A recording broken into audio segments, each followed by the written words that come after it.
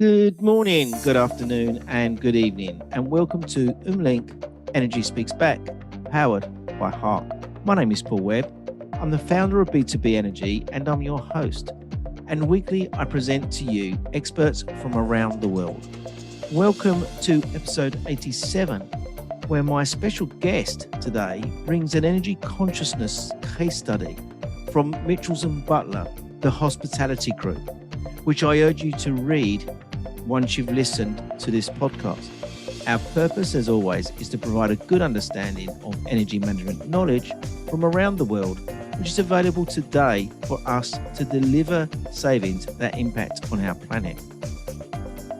And on our journey of knowledge sharing, we would like to thank our sponsors, who are SmartCall for their AC initiatives, Umlink, who are taking the confusion out of energy management, Park Systems, renowned for their energy software, Clean Energy Revolution for their knowledge and networking through LinkedIn, B2B Energy for the 11-week energy program, Alexis Energy for their power management initiatives, Led by Vision for their LED and controls, Samanth for the electronics and EV transition initiatives, Carbon Black Global for their waste to energy initiatives, and Synathex for their insulation and coating. And lastly, our certificate partners, Esther Energy. Our special guest today not only is a doctor, but she has become an expert in the hospitality sector. So without any further ado, I give you Dr. Samanth Mudie. Good evening, Sam, and how are you today? Yes, I'm well, thanks. How are you? I'm very good. Or should I say Dr. Sam? I do get called Dr. Sam a lot, actually, distinguishing me from the other Sams that I work with, but Sam's just fine. Brilliant. And the audience will notice that we've got to speak quietly because you have some friends with you today.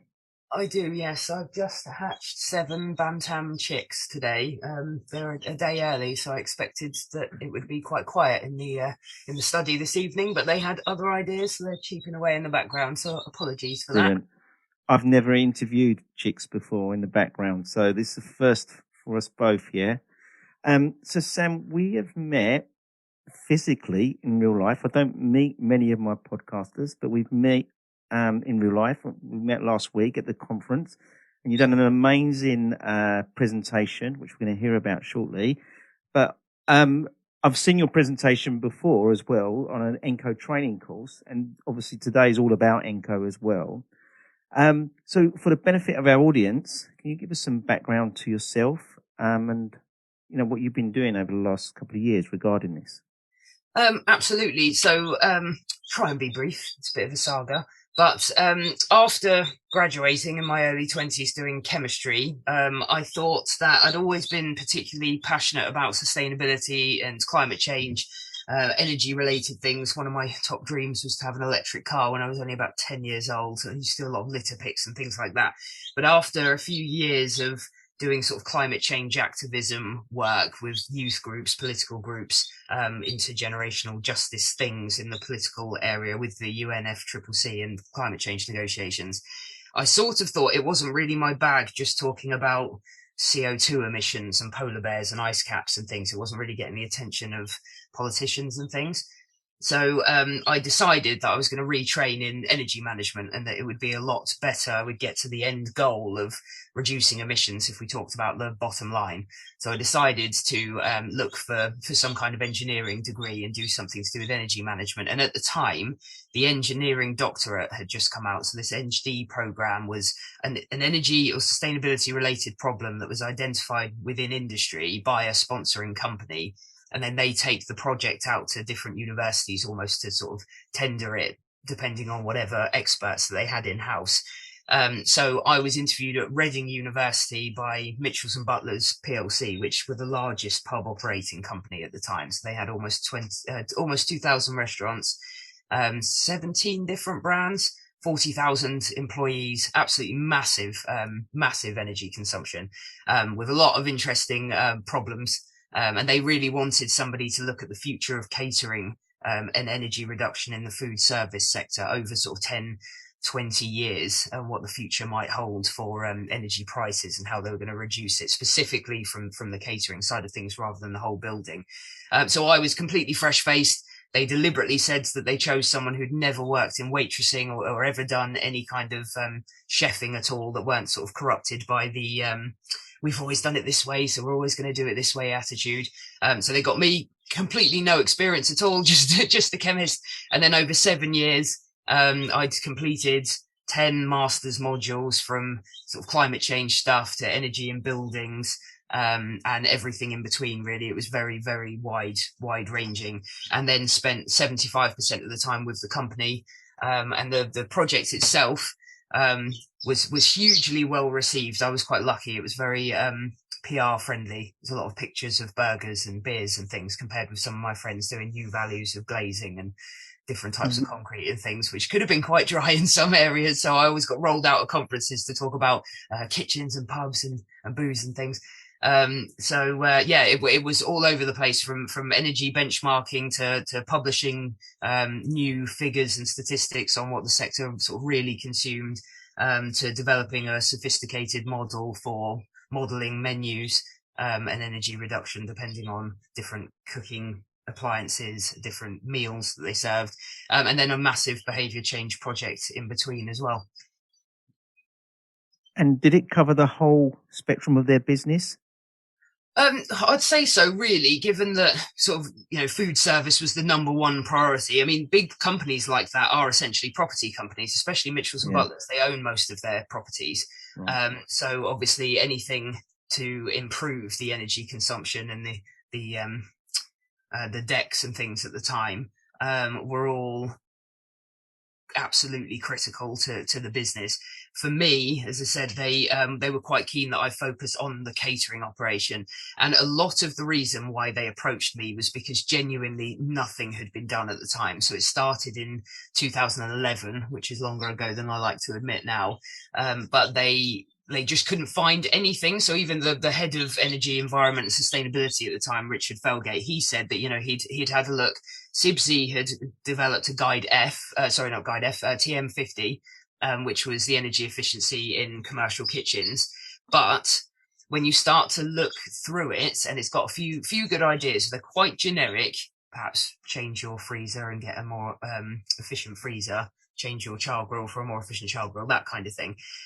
Even the sort of energy benchmarks that they had in the publication, when I tracked down, I looked at the references, and that said it came from a book from 1998. I thought that was quite a long time ago. And I found that book, and then that said that they hadn't produced the data, that it had come from a book from 1989. So then I got the British Library involved. Where's this book from 1989? Got that 1978. And I stopped at that point, and it looked like every single publication had just taken this previous data on what pubs or restaurants should use in terms of energy benchmarks, from sort of kilowatt hours of gas per meter squared or whatever, and none of it had been updated for 4 decades. And you think about how much pubs have changed since then, from the sort of wet-led boozer to these really quite fancy restaurants that are all quite food-led, and duty on alcohol has changed so much.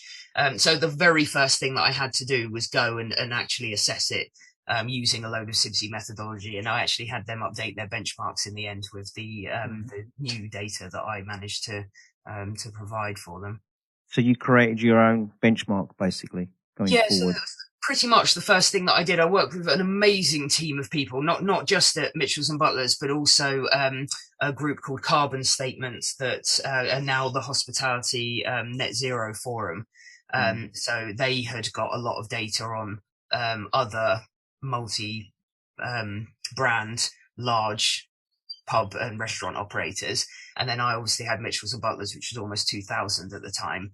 And every site that had AMR data was shoved into my database. And the very first paper that I published was just assessing all of it in terms of what the best, most reliable metric to use was. That was one of the first questions. I thought, how can this, stumble at the first hurdle like that? But almost all the other buildings that are in the sort of TM22 benchmarks were kilowatt hours per meter squared. But it didn't matter how I cut the data. It didn't give a decent relationship. Any pub of any size could seemingly use a random amount of energy use. So I got some people who are a little bit better at maths than me, to run it through a statistical program and show me how to use it all.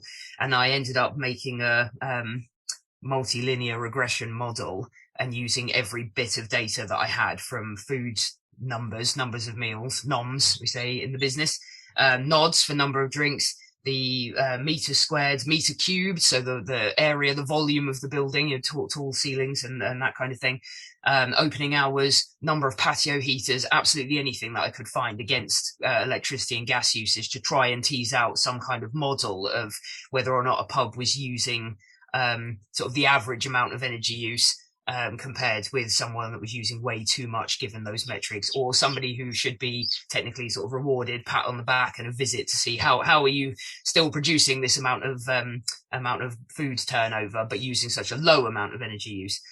So it was really sort of data driven at the time, this massive modeling exercise, just to look at whether or not we could predict a reward, or for a better word, punish certain sites that were using far in excess of the average. And in the end, that data set was over 20,000 pubs. It was more than half of the British managed estate of restaurants. So obviously that was hugely valuable to Sibsey, to be able to have that data. So I anonymized it and then provided it to them to do with what they will. And actually, the paper itself won their annual award. I think it was called the most valuable contribution to the art and science of building service engineering.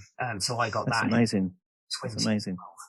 I was just, like I said, I'd like to say that it was all my good work, but first of all, it's a fantastic team. Secondly, it was a great data set. And finally, it was just, they desperately needed someone to do something like that. This sector had been completely overlooked, and even more crazy to add further weight to it. When the sort of introductory paragraphs of my thesis, when it was finally written in 2016, the catering sector uses double the energy consumption of the rest of the food chain. And I couldn't quite get my head around that. So it's equivalent to agriculture and food retail. And it had just been completely overlooked. 24 terawatt hours a year. And that was when I looked in 2015. So if you think about all of the energy consumption from growing the food, processing the food, getting it through supermarkets and through retail, that chunk at the end, commercial food service preparation, is the same amount as the rest of the food chain. And there was nobody studying it. And still to this day, I'm unaware of any PhD, masters, any academic research, just what our team had done. Yeah. Let's go back a little bit. And first of all, you was like this climate change activist that was trying this, to approach the government and lobby the government, etc. And then you've gone to the other side, basically, where you can make a difference. How did that make you feel? Well, I mean, I think I have the best job in the world. Like I really do. Every day I get up and I feel like I'm saving the world. I tell myself, amazing, yeah. Able to get out of bed. That is what I tell myself to get dressed in the morning.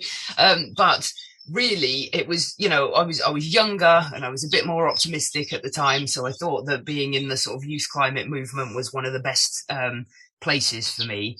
And I was certainly doing a lot of voluntary work to beef up my CV, because I knew I was going for a career change pretty early. I'd only worked in chemistry for 3 years, I think. And I thought I need to get as much experience as possible. I fell in with an amazing crowd at UK YCC, the UK Youth Climate Coalition.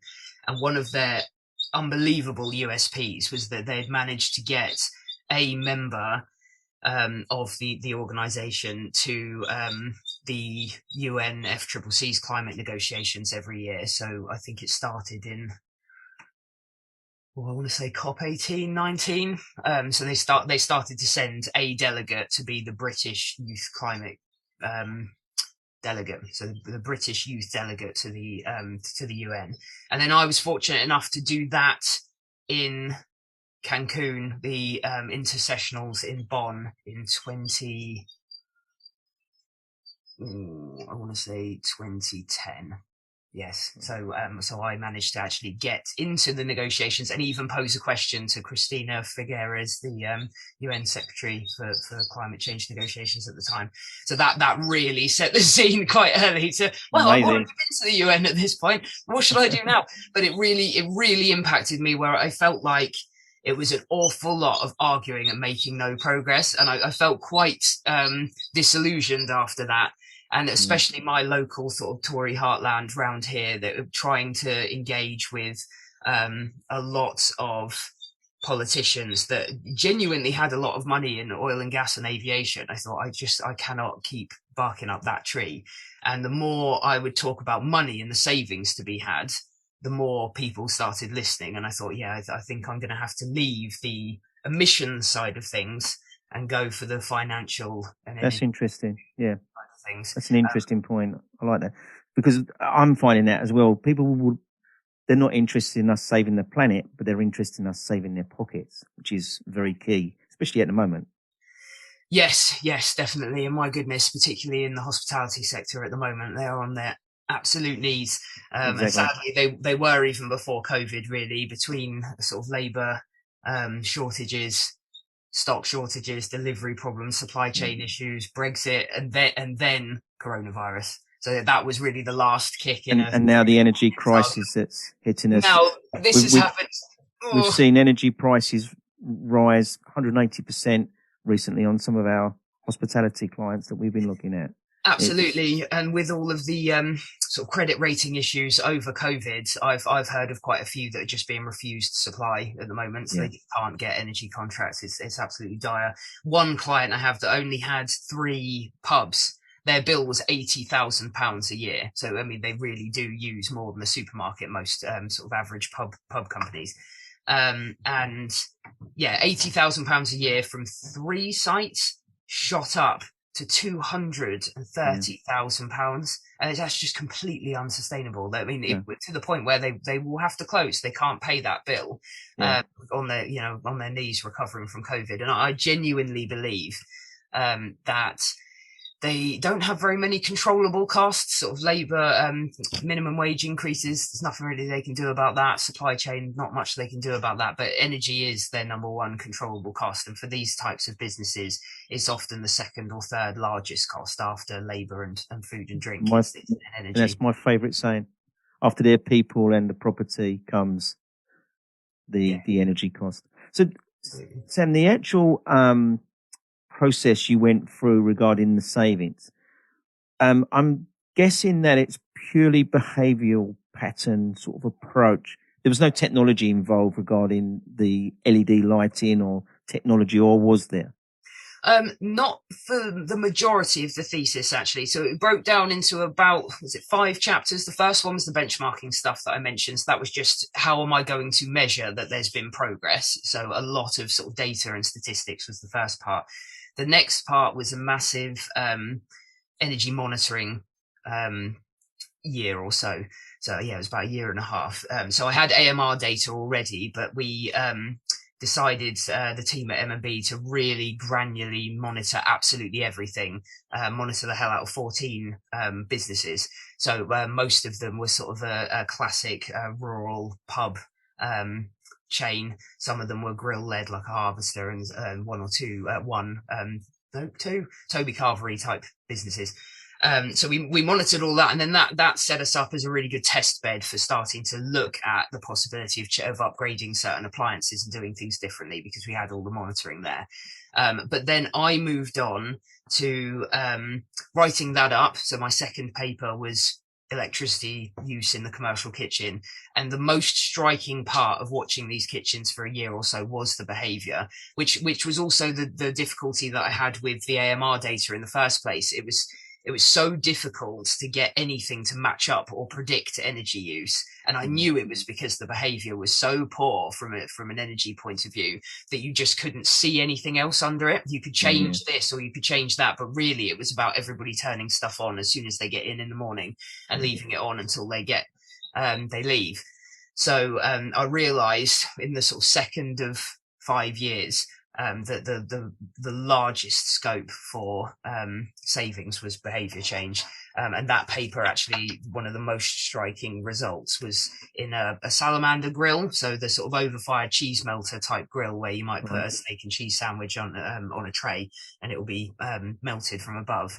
And with that, the average consumption was something like 50 kilowatt hours a day, 49, I think it was, average from the 14 kitchens that we looked at. And they would typically go on at sort of 8, 9 o'clock in the morning.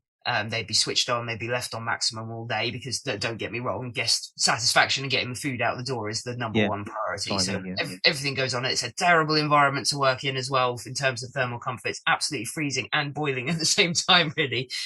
So everything goes on straight away, left on maximum, flat on all day, and then turned off at 10 at night before they go home. And then after mentioning to one particularly keen chef, we're actually watching what you're doing here. We've got all of your energy data coming straight to my my laptop every day. Do you think that you could be as energy thrift as possible? Can you turn it on as late as possible? Perhaps turn it down when you're not using it, or turn it off between the sort of lull of lunch and dinner, and then turn it off as soon as you can. And bless him, that guy got it down to something like 14 kilowatt hours. So in today's money, it was basically £19.60 for the average behaviour, and down to £5.60 for the chef that was trying as hard as possible. And scale, that's one day. That is one day's usage. So scaling that up to a year, and then scaling that up for 1,800 sites, £9 million. £9 million of savings. And that's one of the main operators. Obviously, you've got Green King and Wetherspoons and Marsdens and Fullers and all these other massive pub chains that are suffering from the same problem, because they have a very transient workforce. They have a group of people that might, if they get trained on this kind of thing, they might be gone in 3 or 4 months. So it's quite an uphill battle at the start, anyway, to get the board to invest in staff training and a behaviour change campaign, because it didn't really feel like it would be a long-term high return project for them at the time. But we definitely turns that attitude around quite quickly. How did you, so you found a good chef, how did you then spread that word of that? How do you multiply him? Was it easy, or was that your challenge? It still is my challenge, because, as I said, it's not the number one concern for most people. It is making sure that the appliances are doing what they need to do and getting the sort of high throughput of food out the door as soon as they can. But first of all, I work with some amazing people. So the very initial study on this grill, I'm just going to have a look at what you're doing, and I'm writing it up for my thesis. Richard Felgate took that straight to the board, and it was very, very convincing numbers. So he knew that it would be able to get some buy-in at that point. And then another chap that I worked with for 7 years or so, Martin Schwaller, he was on the board of the EMA looking at behaviour change, to the Energy Managers Association at the time as well. So he was very, very invested in sort of personality theories and gamification of things. We also had Jim Sharman, who I work with now, who liked to look at the numbers and come up with sort of these graphs in the background. So between us, we've managed to get all of the numbers and all of the tips and all the sort of workshops and games together to start rolling out large workshops and a big behaviour change competition and an ideas competition within a year or so, and save about 20%. So for them at the time, it was about £100,000 in a couple of months, for a very, very small initial sort of cost of the prizes, things like iPads and days out and parking permits and a few other really, really interesting little bits that we managed to do. So it was hard to get a lot of people's buy-in at the start. But I definitely saw some amazing things happen from people just printing out the graphs that they were given every week and sticking them up in the staff room. And you could observe people going up to it and having a look. Oh, how have we done this week compared with the last 4 weeks, compared with this time last year? Their lowest consumption overnight or pre-trade and always trying to get to that lowest bit, and having a competition with other brands nearby in the same district, or the rest of the brand, or just their local area, or whatever it was. So yeah, we managed to freshen it up quite a lot to try and keep the momentum going, by focusing on different appliances. So maybe the first fortnight looking at the grill, the next fortnight looking at lighting, the next fortnight looking at sort of the bar area, coffee machines, bottle fridges, this kind of stuff, and trying to change it up, because I think one of the initial attitudes was that behavior change doesn't last, and you need to, things like stickers and posters need to change frequently to keep people's interest. Did you introduce a raspberry and a chocolate at one time? Yes, so yeah, that's right. So I think one of the most important things in a sort of a multi-site business like this, is quite a complex business like these, is that there's so many other people that have an influence on energy consumption. That's not just the chefs or the front of house staff, or even just the procurement in the office, the head office that specify all the equipment. You've got cleaners that come in the morning. They're the ones that turn the lights on, and they're often told, or perhaps they're not, they're contract cleaners that might not be part of the business, so they don't really have much of an incentive to turn the lights off when they go home, if they're doing it sort of 4 a.m. or something in the winter. So trying to engage others like security staff and cleaners was something that the team were quite keen to do. And there's a really, really tricky balance between sort of shaming people, because that's the sort of climate activist world that I grew up in, is you shouldn't be doing this, think of the children, and the congratulating people for the baby steps that they do. And one of the really cool things that one of my colleagues came up with was the raspberry and coal approach. So the security staff in the head office were sort of empowered to decide whether or not people were going to get chocolates put on their keyboards overnight when they'd left the building, or raspberries or pieces of coal for leaving their computers on overnight. So that was sort of a tongue-in-cheek shaming thing, I suppose, but it also worked really well, because we weren't really explicit with the rules at the time. So it wasn't turn your computer off and you will win a reward. The idea was to get people talking and try and suss out what was happening. So why have I got a raspberry on my desk? Oh, you've got some chocolate. What have you done? And it just sort of started a water cooler type conversation about it. And let's see if people could work it out over a period of a few weeks. It was the same kind of thing for on the spot rewards. So we had a number of energy auditors that went out to the businesses to give training and support to sites that were underperforming using that benchmark metric. So even if they were really busy, or they were really big, or they were open longer, if this model, this equation came out and said, actually, this is way above average, they'd get a visit. Or perhaps if they were really low, way under average, they would also get a visit as well to see what we could learn. And the energy auditors would have a bottle of wine or a couple of boxes of Quality Street on hand to just give immediate rewards when they saw, oh, your time clock's been changed and the British summertime is all up to date. Here you go, have this. And that got people thinking, oh, I wonder what I can get if I do this. So we was doing all this process, the level of savings, the amount of time that was invested in it, and your time, etc. There's a cost to all of that. What is the payback of all of this cost as such? Did you ever put figures on that? I did, yes. So with the behaviour change campaign, it was quite specifically, we got investment of £25,000, which sounds like quite a lot for prizes, but it really quickly added up between the different types of competitions we were doing. So within this annual competition, lasted 12 months, there were 3 or 4 competitions that lasted 3 or 4 months for overnight savings reductions, daily savings reductions, comparison to last year, pre-trade, overnight, all these kinds of things. Also the competitions between brands and between districts and head office floors, and all those kinds of things were quite, and then per brand for a company with sort of 15, 17 brands at the time, even if you just had one iPad for 700 quid, it quite quickly added up in terms of the prizes. But as I said, the savings are absolutely staggering. So the example I gave on the grill, that was a 71% reduction from the grill, which when you scale that up in today's money, and obviously prices were quite different then, actually. We're looking back over it recently. I realized it was like something like 12p per kilowatt for electric at the time. But in today's money, that's £9 million worth of savings just from that grill. So the paybacks that I've had a look at overall is 90 million kilowatt hour savings, which was 100 grand in 3 months, £10 million over a year. So the return on that was immediate. It was within weeks. So it was the highest return on investment campaign project that the company had seen. And obviously I get that in a pub, especially M&B had one of the longest operating pubs in the country at the time. You have to do things like replace carpets and paint it and get a new bar and get new stalls and things. But I don't really know how they work out the return on investment of sort of decorating projects and things. But energy, my goodness, some of this stuff is absolutely mad. LED lighting at the company that paid back in 2.5 months. Wow.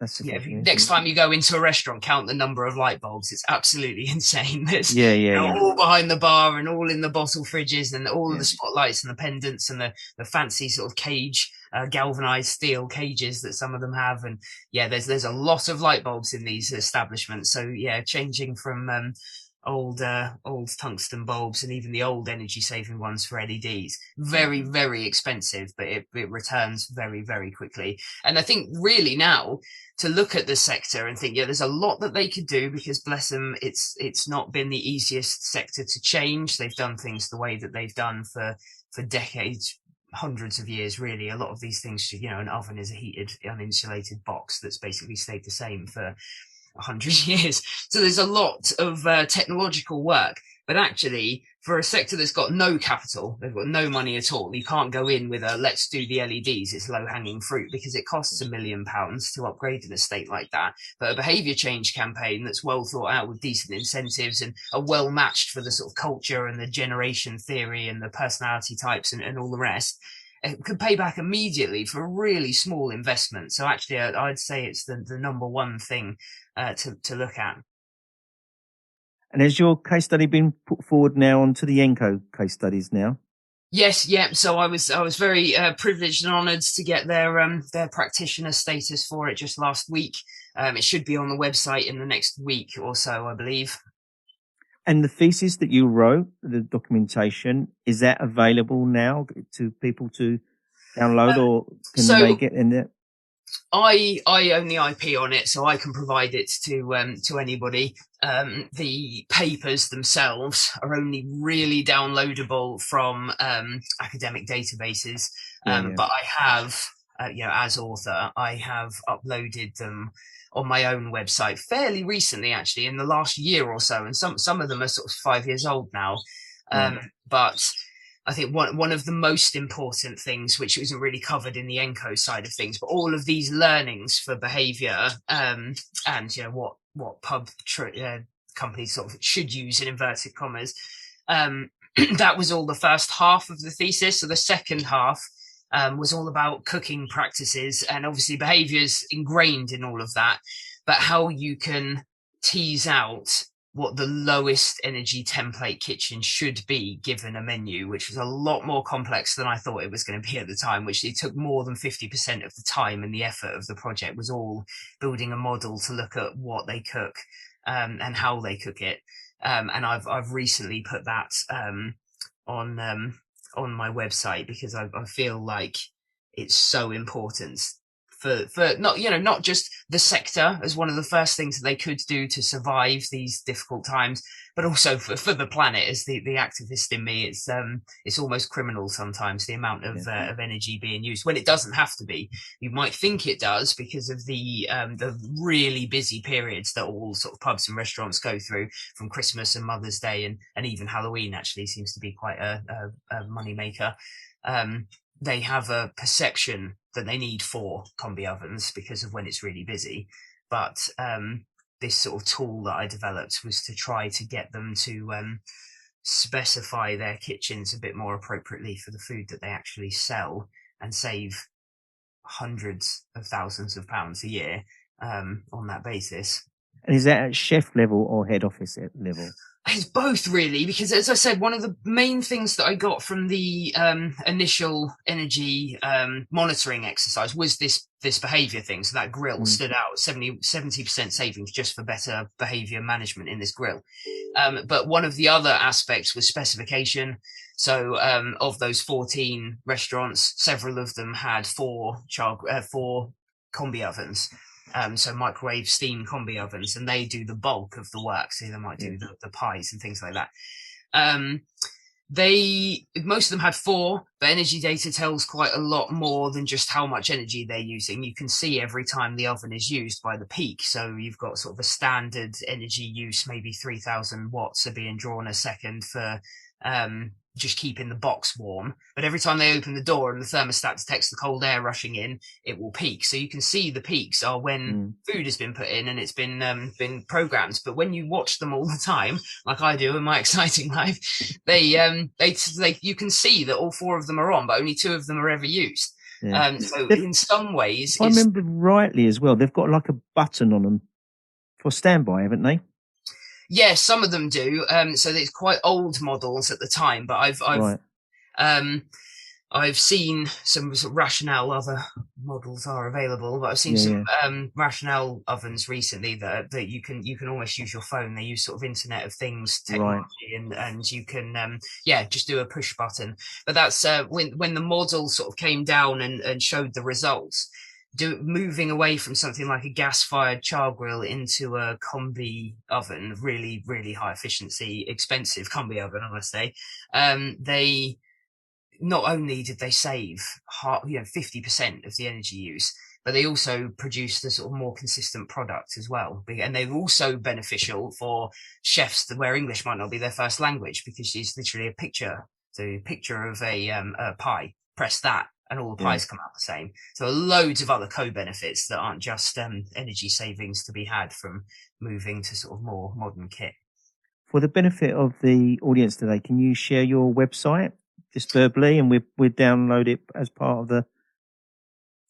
Yes, it's the Mudie method, themudie.co.uk, but I'll certainly send you a link to that. Brilliant. Thank you very much. And then let's talk about sorry, Gordon, but the Gordon Ramsays of this world. I had visions of you having these. I've done some work in restaurants where I've had arguments. It hasn't been a very nice place to be, because I'm trying to get them to manage. The worst thing for me is the grills, like the rings as such, where you go in. I had a famous story where I went into this hotel and he had all four rings on, and the chef was screaming at the facilities or the maintenance guy saying, "We need air conditioning. I need it now." And I said, "You've got all your four rings are on and you're not doing no cooking." I said, "Let me help you with your air conditioning." So I turned them off. I thought I was going to die, but I turned them off, and then the temperature started to drop for some strange reason.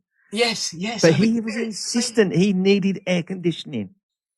Yes, and I've had exactly that conversation many times. God forbid you try to take the gas hob away from them completely, which is what I was trying to do with my model. I've actually had a couple of kitchens. Things have changed a lot in the last few years. But in the last couple of years since finishing my thesis, I've had a few operators contact me to go completely fossil fuel free, which I never would have imagined could have even possibly happened, sort of client led, 5 years, certainly definitely 10 years ago, because they love their gas to cook on. The sort of, and they like to put things like char grills right at the front of the kitchen as well. There's that real tendency to go for that sort of workhorse of the kitchen is on display, and people can see that it's real meat being cooked. But it's absolutely terrible to have the front of the kitchen removed. It's a nightmare for ventilation, and kitchen ventilation systems are one of the worst things in the kitchen for energy consumption. And then you've got the gas on top, and then you've got the fact that it's really radiative, so it's in your face and you're really hot. There's a lot of problems with cooking on gas, but I'm starting to become quite optimistic that it will be phased out of this sector in the next decade or so. Again, there's a lot of co-benefits to be had. So when I have these arguments about gas hobs and gas char grills, it's amazing how if you finally manage to break through and remove it, within weeks, saying, take that over my dead body. And then within weeks, they're saying, do you know what? This induction is amazing. It's easier to clean and nobody's quite as hot anymore and it's more consistent. And if you just remove the pan from it, it just turns off on its own and all of the rest of the stuff. And especially gas tends to like volatilize a lot of the fat deposits as well. So it's not just the surface that needs cleaning, it's the whole space around it gets a bit fatty with all the oils and things. And you just don't get that with the electric cooking. So that's a huge bonus that I'm hearing from people who have got the guts to remove it, or at least let me remove it. So in Sam's world, is there a perfect kitchen that a hotel or a pub should have? There is. So as I mentioned, this 2-year project to develop this tool was the catering carbon calculator tool. And it was developed with the Carbon Trust and a lot of industry bodies, British Hospitality at the time, and the Catering Equipment and Distribution Supply Associations and CIBSE as well, and obviously Reading University, M&B, and quite a few others. So I think there were about 10 different organisations all working with me on this tool. And essentially it broke down what they were hoping to serve on an ingredient level basis. So everything in this tool took, say, a mixed grill, it would enter the parsley that was used to garnish it, the 100 grams of chips, the 50 grams sort of steak cutlets, the 200 grams of burger or whatever else was on it. And it would come up with the meal. And then it would take real sales data from the till downloads every half an hour slot. So it would say, how many of these mixed grills did you serve and when? And then at the back end, it would have all of the energy consuming appliances in the kitchen from the moment it arrived until the moment that it went out. So the walk-ins, the service and preparation fridges, anything like warewashing, ventilation, cutlery polishers, and then obviously everything to prepare the food from sort of prep and frozen and fresh. And then also the sort of heated gantries, bain-maries, keeping the food warm. So it took absolutely everything, and the kitchen ventilation as well, which was quite a challenge to get that in. And then it would essentially produce, this is what your kitchen uses per year. And it was validated against all the data that I got off all the monitoring for the first few years. Then it allowed me for the first time, and still the only time from what I'm aware of, to start to tweak it. So instead of going into a kitchen where it's basically impossible to run a proper trial, an academic trial on fresh versus frozen, if we move everything from frozen to fresh, what's that going to do to our energy consumption? We've never really been guided what should be frozen and what should be fresh, just really the cost and what we can get hold of from Breaks Brothers or whoever else. So I started to tweak the fresh and frozen mix. Then I started to look at the sort of operational decisions around whether or not they were going to cook to order or not, because an awful lot of cheaper family restaurants might order pies that have been prepared somewhere else, or at least the filling. So were they going to cook everything in the morning and then just hot hold it, or were they going to say get rid of all of the hot holding equipment and cook it all to order? How were they going to manage that kind of thing? So I started to look at a scenario for sort of cook on demand, or cook earlier and turn off all of the cooking appliances and just have the warming stuff on. And then the more radical things, which let's just get rid of the char grill, see what that does. And it worked it all out on a capacity basis. So it has sort of grams per minute that were going through all these appliances. So I had a number of checks on it to look at the utilization. So whether or not the char grill was being used, 50% of the area was being used, which actually incidentally identified a load of other problems. So things like the steamer, which can take a huge volume of carrot batons at the same time, was actually only used for 4% of its capacity. So they always have a steamer, which is always on and pressurized, but it was only used for 4% of what it could be. So then it would look at also the char grill was used 120% of its capacity on Sundays. So then you start to get in the mindset of the chef that's desperate to have everything on all the time and get the food out. But anyway, they at the end, I ran 7 different scenarios and wrote up all of the findings for that. and moving getting rid of the char grill completely. That was going to save £5 million worth of gas and a lot more emissions on top of that. And replacing it with two quite large combi steam ovens, replacing electric fryers and gas fryers, replacing the gas hob with induction. And even that, again, they didn't really use the hob that much. They thought they did, and all 6 burners were burning all the time, but really it was just peas and eggs and some pasta. And you could get an electric pasta cooker and do peas in the microwave. I mean, perhaps customers might not like to admit that peas can be done in the microwave, but that's how we do ours at home.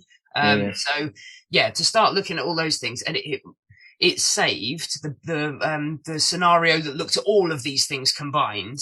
It saved 58% of the consumption of the kitchen. Now, each kitchen used about 250,000 kilowatt hours, about 28 grand worth of energy at the time. It'd be more like 50, 60 now per site. So scaled up over the case study chain, it was £2 million a year savings to make that switch. And again, this is in old money. So now it would be double that. It'd be about £4 million per year for that chain. But the interesting thing is, I looked at that chain of restaurants was 300 quite popular restaurants in the UK. If you scale it up to the 55,000 pub restaurants that there are, that's £1.5 billion a year off of that sector. So £1.5 billion worth of savings from switching 4 appliances. And the payback on that, they are very expensive. So of course I looked at that. They cost about £20,000 each, some of these char grills, so some of these combi ovens. But it paid back in 2.5 months. So the paybacks in these kinds of projects are always very attractive, but you do need quite a lot of capital up front. And actually, for a while, the energy technology list hasn't included a lot of these things, but that is changing now. So there's been a big consultation for the last 1.5 years that I've been part of on how to get combi ovens into sort of more attractive sort of tax back type. What if we convert that monetary value into kilowatt hours and carbon? What's that figure? Do you know that? I do. So at the time, it was 37 million kilowatt hours for that chain. I wonder what that is across the sector. So that was 300 sites. So that scaled up by 55,000 pubs. So I'm not actually sure what that is off the top of my head. And it significant. It's a significant value, isn't it? It is. It's about 11% of the UK service sector's energy consumption. The last time I checked, which was a couple of years ago, but it was 11% of the UK service sector energy consumption. And that's because, despite catering buildings being overlooked, probably because of their complexity and difficulty around the sort of behaviour side of things, they're in every building. You know, from offices to Ministry of Defence, from schools, universities, hospitals, and then your actual cafes and your restaurants and things. They're a vital component of a low carbon town that really should be quite top priority. As I say, when you look at those benchmarks figures of kilowatt hours per metre squared, which is what sort of offices and supermarkets and theatres and everybody else are benchmarked by CIBSE, a restaurant uses more than 10 times what average energy consumption of a service building is, or a retail building. So the numbers are absolutely staggering. So you can save 10 million kilograms of carbon through that one chain, multiply that by about 30,000, and that's what you've got for the sector. So it really is vast. There's an awful lot still to be done, and I'm definitely quite excited to be doing that. I can't remember from your presentation, did you convert the carbon into something more relatable with the organisation? Yes, and I've tried to do it a few times. This is the equivalent of taking a few million cars off of the road, that kind of thing. Yeah. But specifically for your duty managers, the manager of each pub, it would be the equivalent of how many meals. So they care a lot about the covers, the number of people that you can fit in a restaurant at maximum capacity. And they always love to look at like for like sales, and rather than looking at the profit, which is what I try to get people to look at, they're always looking at sort of driving the number of meals that they can turn out the door. But something like switching a coffee machine off overnight for over a year is the equivalent of serving an additional 1,800 coffees. So when they get their heads around that, that is what's being wasted. And most people assume they can't turn the coffee machine off because they haven't for so long that it will break when they do it. But actually, even if it broke and you got a new one, as wasteful as that sounds, then you'd save enough money to buy about 400 coffee machines by the end of the year just from turning off the water boiler overnight. So trying to put it in terms of the number of meals or drinks that you could serve to gain that profit back it's very compelling. So Sam, we've come to that stage of the podcast where I like to put my guest on the spot, and I sort of put you on the spot right at the beginning because I see your eyes go a bit funny. Oh dear. Is there anything you can give back to our industry today as a takeaway from your experience in this industry? Well, specifically, I feel really lucky because, I mean, Mitchells and Butlers, the whole project and the team that I work with changed my life significantly by letting me play with their entire estate, really. But that sector find it really hard to share this information because it's so competitive and the project profit margins are so small. It is difficult for them to say, you know what, we tried this and it didn't work, and we tried this and it did, and start sharing that information. But I was lucky that they let me. So obviously I have these papers on my website. I will talk to anyone for free to get them to consider how they could save money and how we can keep the sector afloat. But certainly the whole team and the university sort of allowed me to champion the freedom of information. So now I have published data on what a grill would use. So if they don't have the money to go out and do some expensive monitoring at the moment, with times being so tight, I can provide for free a load of data on this particular grill or these particular hobs, so they can start to have a look.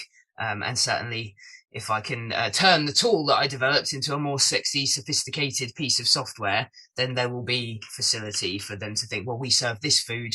What is the lowest template kitchen that we can come up with to get this out of the door? To really relate food to energy for the first time, really. And if I was you on day one, what would you be telling me now? Oh, goodness me. I think that it's the monitoring side of things is so important that it's hard at the time to think of what the return on investment would be at installing loads of meters and getting over all of the calibration problems and the inevitable nightmares of where's that data coming from.